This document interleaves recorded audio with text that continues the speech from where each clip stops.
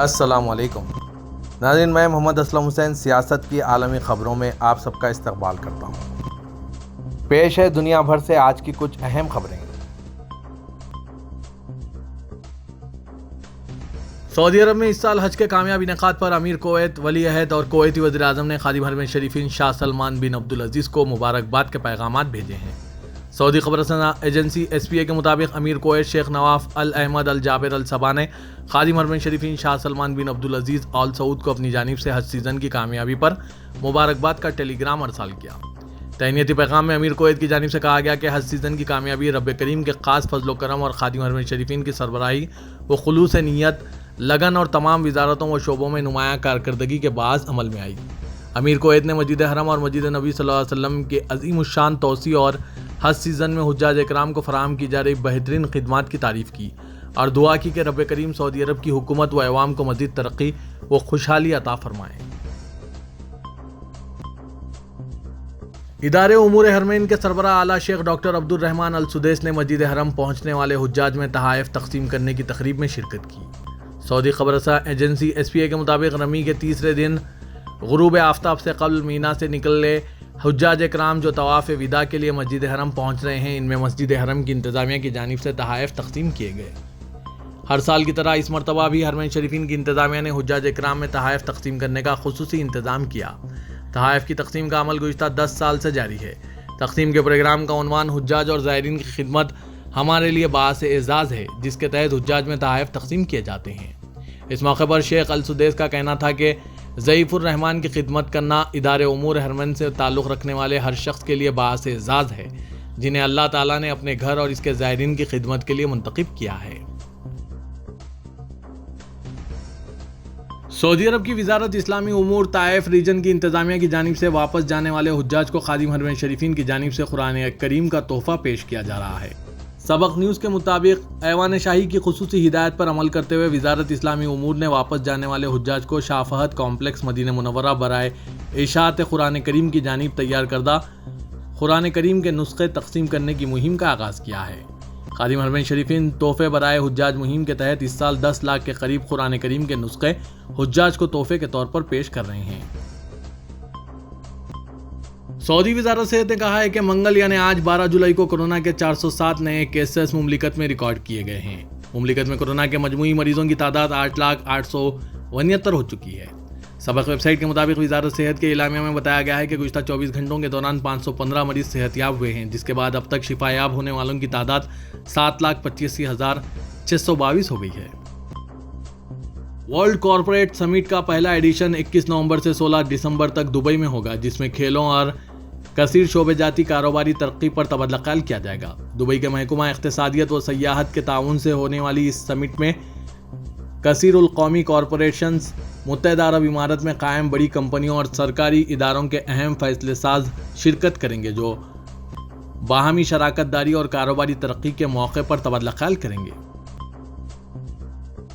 Brazil کے صدر Bolsonaro نے کہا ہے کہ برازیل اور متحدہ عرب امارات کی حکومتوں کے درمیان مستحکم تعلقات سے ان کے ملک کی اسٹارٹ اپس کے لیے طلب میں اضافہ ہوا ہے۔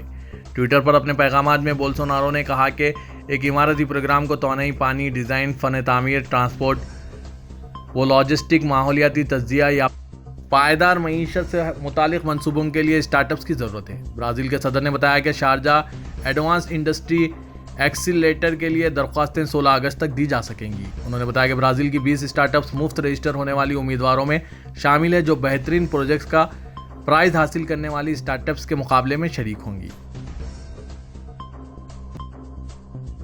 منگل کو چین کے ایک چھوٹے سے قصبے میں کووڈ-19 کا کیس سامنے آنے کے بعد لاکھوں افراد کو لاک ڈاؤن میں ڈال دیا گیا ہے۔ چین کورونا وائرس سے نمٹنے کے لیے اپنی زیرو کووڈ پالیسی سے پیچھے نہیں ہٹتا ہے۔ چین آخری بڑی معیشت ہے جہاں صفر کووڈ پالیسی ابھی تک نافذ ہے۔ چین میں کورونا کا نیا کیس سامنے آتے ہی فوری طور پر لاک ڈاؤن نافذ کر دیا گیا ہے۔ لوگوں کو کوارنٹائن کرنے پر مجبور کر دیا جاتا ہے اور نقل و حرکت پر سخت پابندیاں عائد کر دی جاتی ہے، جس کی وجہ سے ایک طرف چین میں لوگ کورونا سے تنگ ہیں تو دوسری طرف معیشت بھی متاثر ہو رہی ہے۔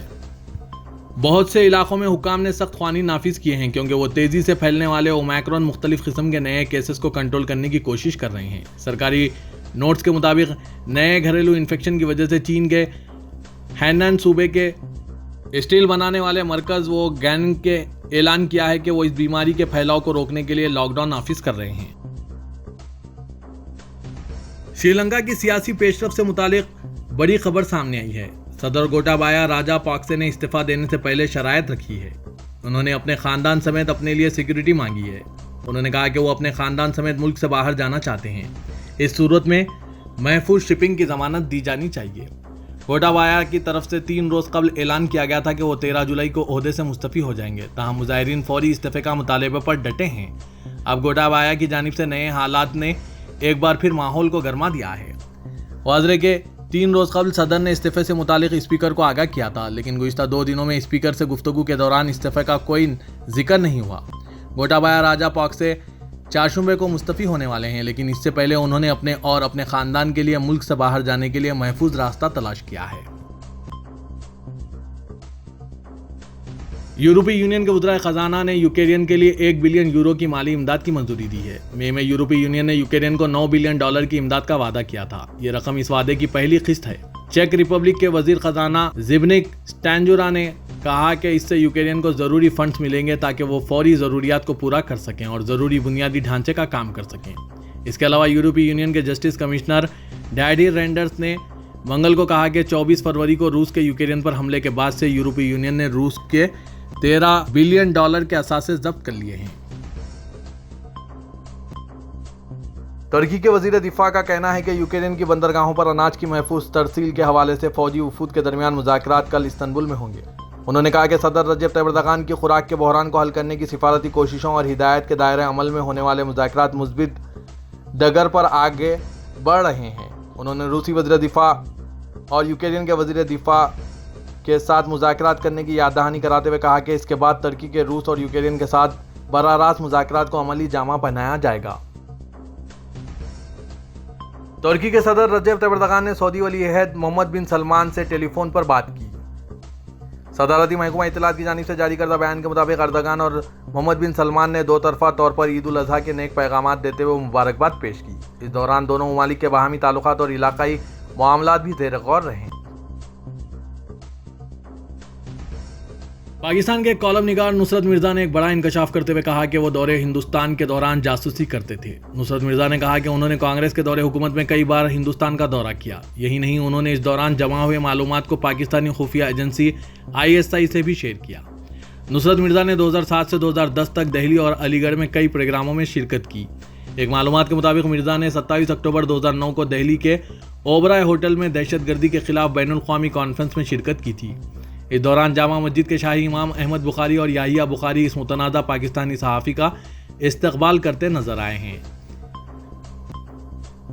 آج تک کی رپورٹ کے مطابق کیس سے جڑے تصویریں منظر عام پر آنے کے بعد معلوم ہوا ہے کہ جامع مسجد یونائٹڈ فورم کے زیر اہتمام پروگرام میں سابق نائب صدر حامد انصاری اور کابینہ وزیر غلام نبی آزاد نے بھی شرکت کی تھی۔